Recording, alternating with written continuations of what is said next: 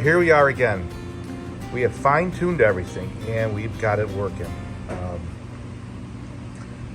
I've been explaining to this mechanism, each one of these fingers relate to a coin drop, meaning 4, 2, I believe this is also a 4, 2, 4, and here was the big payout 12.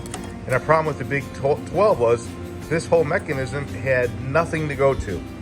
So just by looking at the board, we noticed that there was a hole here and a hole on this side. So we put a steel bar in there and we picked up, and we had to figure out that we needed it to operate. So we have a 12 here and a 12 here, and we had a 12 up front, but there was no way to make this 12 operate to the other 12 independently on the same bar.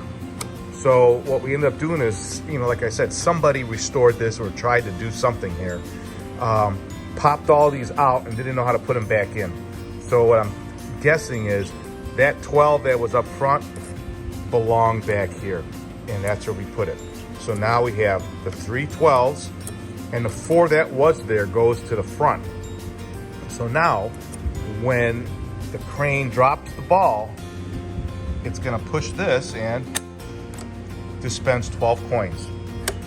Stay tuned while we check all this out. Here we are again with our problem all solved. Here's our little legend where we have all the different payouts. And here was the one that was our 12th dispenser that we couldn't figure out.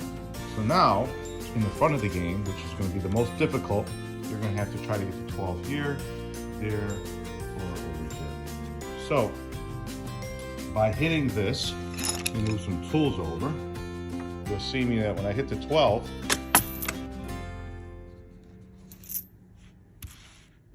there you have it. 2, 4, 6, 8, 10. Well, I needed another one. Oh, there it is. 12. Well, let's start on getting the crane up on top, which we have over here. We're going to put our crane on top, and we're going to start trying to work on the actual electrical mechanism, what's hooked up to actually make this operate.